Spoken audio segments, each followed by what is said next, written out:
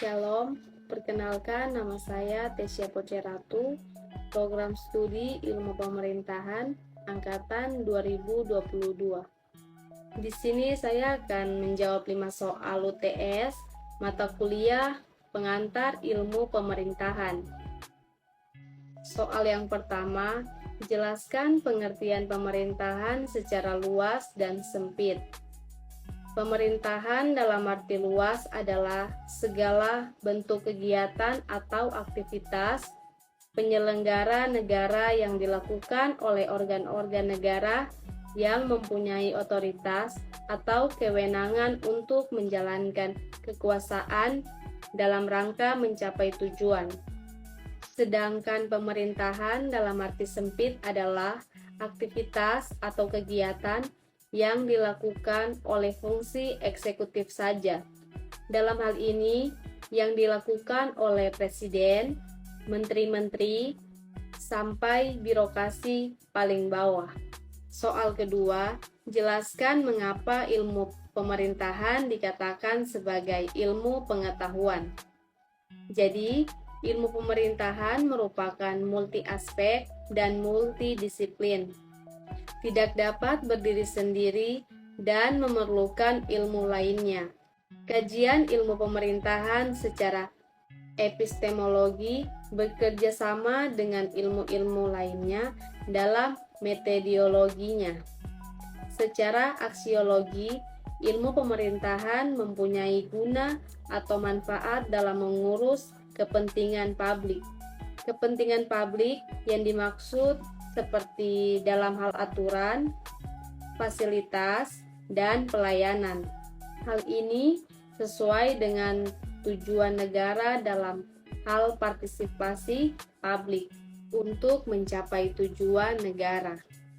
Jadi dapat dikatakan bahwa ilmu pemerintahan merupakan ilmu pengetahuan yang ilmiah, karena memiliki metodologi atau filsafat ilmu dan memiliki guna atau manfaat, yaitu untuk kesejahteraan masyarakat.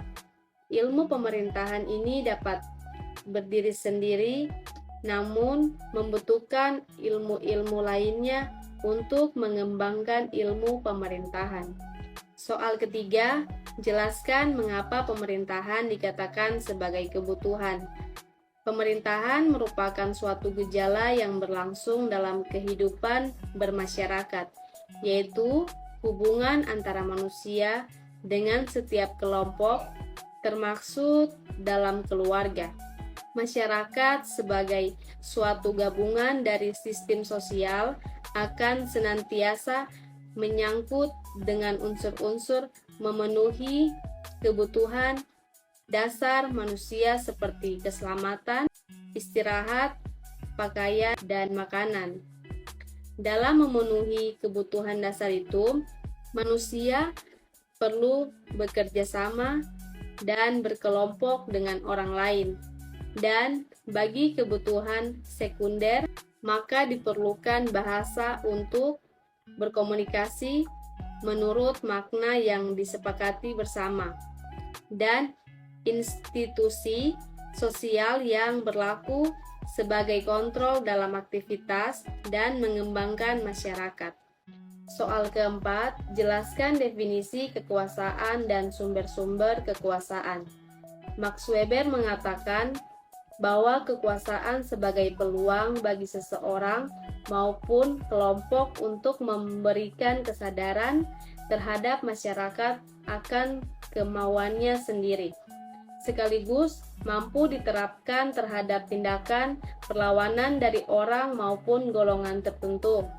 Kekuasaan seharusnya membawa kesejahteraan bagi setiap masyarakat dan bukan mendatangkan dominasi yang menyebabkan ketidakadilan dan diskriminasi bagi masyarakat.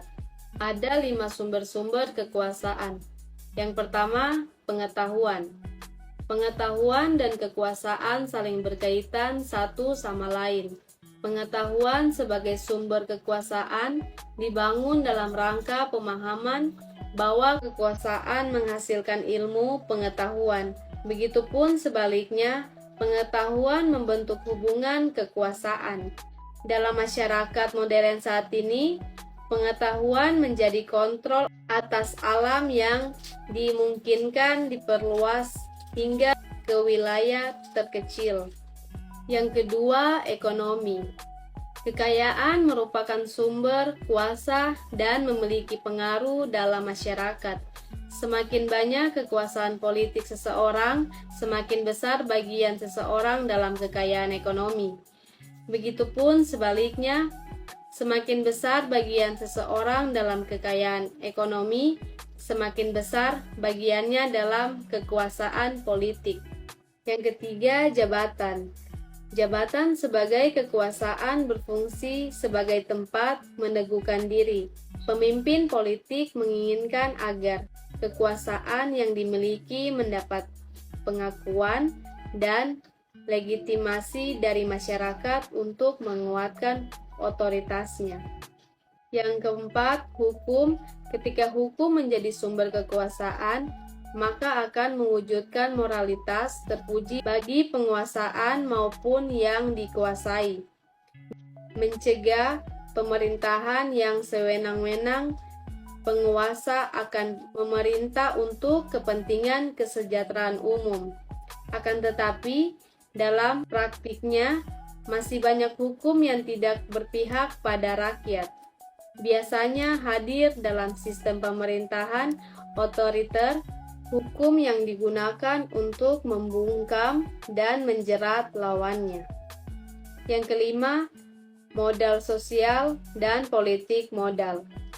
Sosial dan politik merupakan salah satu sumber kekuasaan yang sangat penting bagi pengusaha dan pemimpin politik. Fondasi yang ditawarkan dalam modal sosial adalah sumber daya, jaringan, pengakuan, dan dukungan. Keempat, moral sosial ini akan menumbuhkan kepercayaan. Jaringan dan kepercayaan dari rakyat menjadi modal politik paling krusial bagi orang yang akan mengikuti kontestasi politik dalam area pemilihan umum. Soal kelima, sebutkan dan jelaskan paradigma pemerintahan. Pemerintahan beraktivitas di tengah tuntutan lingkungan dan sistem. Ia bergerak beriringan dengan tuntutan masyarakat yang tidak akan berhenti, bahkan akan terus berkembang, yang pada saatnya yang sama lingkungan mengalami perubahan. Paradigma pemerintahan menempatkan organisasi pemerintahan sebagai akumulasi dari aktivitas hukum, politik, dan administrasi dalam upaya melaksanakan fungsi pelayanan, pemberdayaan, dan pembangunan. Menanggapi realitas tersebut, pemerintahan menjadi pihak yang dituntut untuk terus meningkatkan kemampuannya dalam merespon dinamika politik, sosial, ekonomi pada berbagai tingkatan. Baik, itu saja dari saya. Jika ada salah kata, mohon maaf. Sekian dan terima kasih.